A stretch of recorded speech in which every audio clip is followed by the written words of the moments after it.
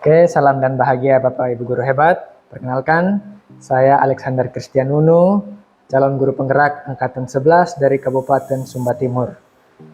Pada kesempatan kali ini, saya akan melakukan demonstrasi kontekstual, yaitu saya akan melakukan wawancara terhadap rekan saya, yaitu kepala sekolah dari salah satu SD di Kabupaten Sumba Timur, yaitu Pak Kepala Sekolah SD Patamawai. Selamat siang Bapak Kepsek. Selamat siang Pak Guru. Apa kabar hari ini? Ya, kabar luar biasa, baik-baik Pak Guru, sehat-sehat. Oke, baik. Sebelumnya saya juga mengucapkan terima kasih karena Pak Inyo sudah meluangkan waktu untuk melakukan wawancara pada saat ini. Saya ingin berdiskusi berkaitan dengan pengambilan keputusan sebagai pimpinan dalam lingkungan pembelajaran di sekolah. Mungkin yang pertama, pastinya dalam kegiatan keseharian di sekolah pasti ada permasalahan yang dihadapi, ada begitu banyak liku-liku permasalahan, dan kira-kira bagaimana Pak Inyo sebagai kepala sekolah mengidentifikasi kasus-kasus yang dilema etika atau bujukan moral kira-kira. Oke, terima kasih Pak. Berkaitan dengan mengenai dengan pengambilan keputusan ini, untuk suatu keputusan itu pasti kita harus melihat dasar-dasar dari keputusan yang kita ambil. Dengan dasar-dasar itu kita lihat dari cara mengidentifikasi, seperti yang Bapak bilang, mengidentifikasi masalah-masalah atau kejadian-kejadian itu supaya saat pengambilan keputusan itu bisa berjalan dengan baik. Jadi contohnya kalau ada permasalahan terkait dengan guru atau siswa, berarti harus diidentifikasi, dilakukan pendekatan dulu sebelum itu. Dianalisis dulu ya. Analisis, pendekatan. Contohnya kalau guru ya kita bisa panggil dulu. Yang biasa saya lakukan, saya melakukan pengamatan saja dulu.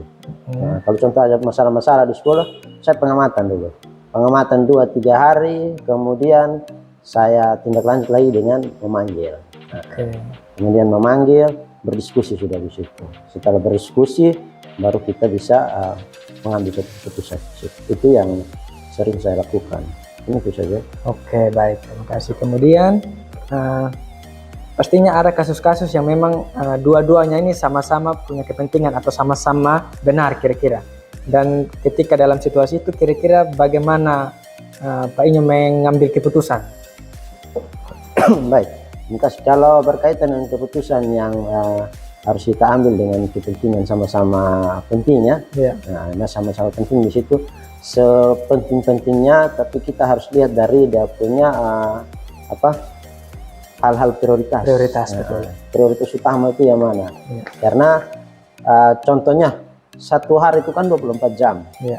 Jadi satu hari kalau itu keputusan itu harus diambil kan dalam satu hari, bisa kita lihat mana yang harus dijalankan tapi dalam satu hari itu. Jadi mungkin kalau keputusan yang pertama ya didahulukan ini dulu, nanti baru ini lagi. Jadi ini mungkin 2 jam saja sudah bisa terselesaikan. Jadi ini butuh 3 jam, jadi jangan ambil lagi yang 3 jam, ambil dulu yang 2 jam supaya bisa terselesaikan, dan yang berikutnya dulu. Jadi dia lihat dari dia punya tingkat yang mana yang lebih penting, prioritas utama. Jadi itu yang biasa saya lakukan. Berarti harus membuat skala prioritas gitu ya? Skala prioritas seperti itu Pak. Oke, baik. Kemudian tadi sudah disampaikan juga prosedurnya seperti apa ketika berada dalam situasi permasalahan itu. Tadi Pak Inyo sampaikan dengan ketika mungkin ada guru yang bermasalah ya dipanggil atau diamati dulu diamati dulu, habis itu dipanggil baru diselesaikan. Kemudian hal-hal apa saja yang selama ini itu Pak Inyo anggap efektif dalam pengambilan keputusan? Oke, jadi hal-hal yang efektif yang saya ambil dalam suatu keputusan itu, yaitu saya mengutamakan kolaborasi, kerjasama dulu, kita berdiskusi dulu. Karena saya secara pribadi berpikir bahwa semua keputusan memang ada di pemimpin, tetapi sebagai pemimpin kita harus mengambil keputusan itu yang membuat seseorang jangan tertekan. Jika kalau seseorang tertekan, percuma saja kita mengambil keputusan. Karena di posisi kita sebagai pemimpin sekolah ini, di atas kita masih ada pemimpin lagi. Betul. Jadi kita harus memikirkan hal itu. Jadi kadang-kadang kita punya keegoisan bisa mengambil keputusan tanpa memikir pemimpin di atas saja. Jadi kita harus ada tahapan. Ini tuh yang saya biasa lakukan. Oke, terima kasih. Kemudian pastinya dalam pengambilan keputusan untuk kasus-kasus dilema etika itu pasti ada tantangan. Kira-kira tantangan seperti apa yang pernah dialami? Ya, oke. Kalau masalah dengan dilema etika ini sering terjadi karena di sini itu susahnya di situ karena orang yang bermasalah atau yang meminta keputusan dari seorang kepala sekolah juga itu karena mereka kurang memahami apa esensi kepentingannya mereka itu. Jadi mereka seringkali tidak suka dengan pengambilan keputusan yang diambil oleh kepala sekolah. Nah, itu yang saya hindari.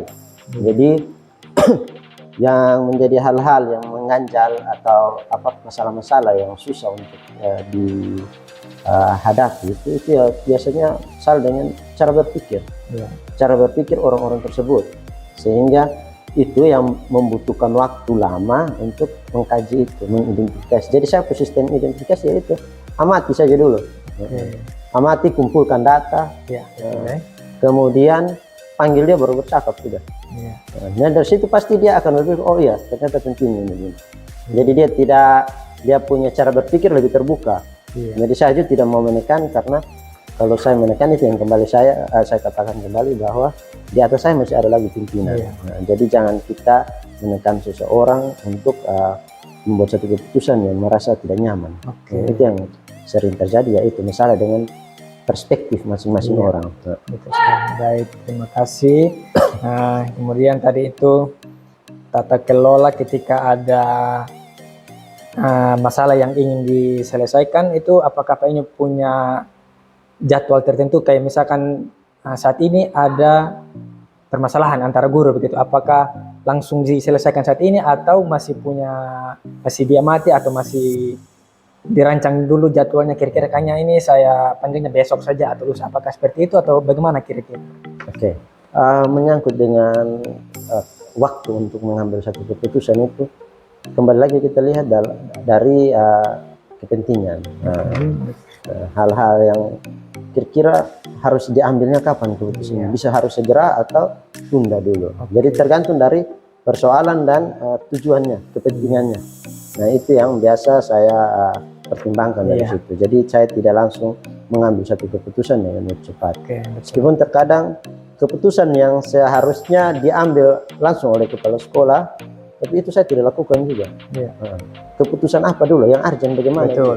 Jadi setiap keputusan saya sudah tahu kalau saya yang harus ambil, tetapi saya minta persetujuannya, minta persepsi masing-masing.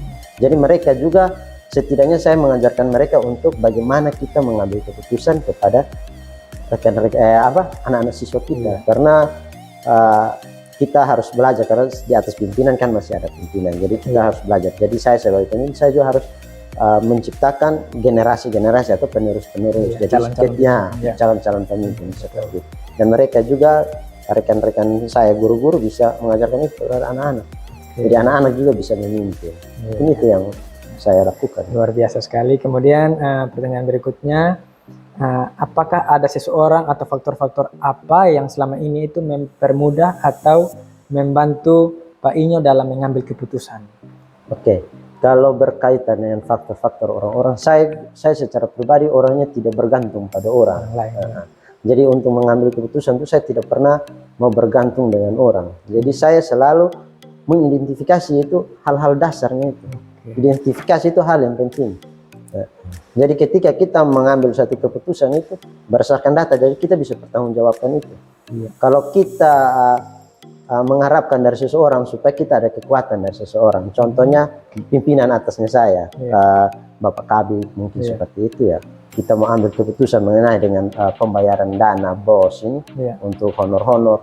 Nah, biasa itu seringkali mereka memegang keusahaan dari atas. Jadi itu yang saya hindari. Jadi saya juga sebagai pengguna anggaran, penanggung jawab anggaran, itu yang saya lakukan. Tidak ada yang saya harapkan dari orang-orang, tetapi yang saya harapkan bukti-bukti saja untuk menguatkan saya. Ketika saya mengambil satu keputusan, saya bisa serahkan bukti ini. Jadi saya bukan serahkan orangnya begini atau tidak, tapi saya dengan orang-orang tersebut saja yang mau kita ambil keputusan bersama. Harus menyiapkan bukti agar keputusan itu menjadi keputusan yang bisa dipertanggungjawabkan begitu. Oke, terima kasih. Kemudian pertanyaan terakhir, dari pengalaman selama ini kira-kira pembelajaran apa yang bisa Pak Inyo petik dalam pengambilan keputusan, dilema etika khususnya? Ya, kalau dilema etika ini kan kita berkaitan dengan hal yang dua-duanya itu benar dan harus dilakukan. Nah, tetapi sebagaimanapun benar-benar tidak mesti dua-dua jalan bersama. Saya pegang prinsipnya hak dan kewajiban. Hak dengan kewajiban jalan bersama-sama, tapi dia berbeda-beda itu. Betul. Ada yang bisa duluan, ada yang bisa satu dari belakang. Jadi itu yang saya pegang prinsip itu. Jadi dari setiap keputusan yang saya ambil supaya bisa yang saya belajar dari situ untuk kasus dilema etika itu identifikasi ke dalam itu, cari dia pun dasar-dasar dia pun kepentingan apa di situ. Bobot kepentingannya itu berdampak sampai kemana, tujuannya sampai kemana. Nah, kemudian kepentingan yang satu nih tujuannya sampai di mana. Nah, jadi kalau tujuannya satu hanya sampai dia hanya dua tujuan selesai. Tapi kalau yang satu panjang dia pun tujuannya dan lebih berdampak. Lebih berdampak kan, itu yang harus dipertimbangkan. Kalau kita ambil yang lebih cepat bisa juga, tapi korbankan yang satu lebih pentingnya, itu kan susah juga. Jadi itu yang maksudnya kita mengkaji dulu apa kepentingan, hal-hal urgent yang mana supaya keputusan yang diambil itu. Kadang-kadang keputusan yang saya ambil mereka juga karena perspektif berpikirnya tidak sesuai mungkin begitu ya, tidak sama begitu. Jadi kadang juga waktu sudah menuntut, saya ambil saja keputusan, tetapi saya bersyukur selama saya ambil keputusan ini, semua keputusan itu mereka merasa nyaman. Ketika pas melewati itu mereka kayak istilahnya senang dan ternyata betul yang Bapak Kepsi ngomong. Jadi dari hal-hal itu mereka karena sudah sering-sering seperti itu, jadi hal-hal keputusan-keputusan ke depan begitu mereka kayak bilang percaya sudah. Kepsi kalau sudah ambil itu jangan ragu lagi, sudah mempertimbangkan segala hal. Nah itu yang membuat saya pelajaran buat saya itu yang sangat membuat saya yakin untuk mengambil keputusan. Tapi itu saya bukan yakin dengan saya pribadi, tapi dengan data-data hasil identifikasi. Jadi itu bukan kekuatan saya, tapi kekuatan dari hasil identifikasi. Jadi kan betul. Jadi memang dibutuhkan kemampuan untuk menganalisis, mengidentifikasi setiap persoalan, dampaknya sebesar apa, sejauh mana. Dan seperti yang Pak Inyo bilang tadi, ketika rekan-rekan mempercayakan sudah di tahap percaya bahwa sebagai kepala sekolah itu pasti keputusannya yang terbaik, berarti memang itu sudah membangun hubungan yang sangat baik dengan rekan kerja. Baik, terima kasih untuk waktunya Pak Inyo. Saya mengucapkan terima kasih. Semoga kedepannya saya masih memiliki kesempatan untuk berbagi dengan Pak. Oke Pak, selamat. Terima kasih, selamat siang.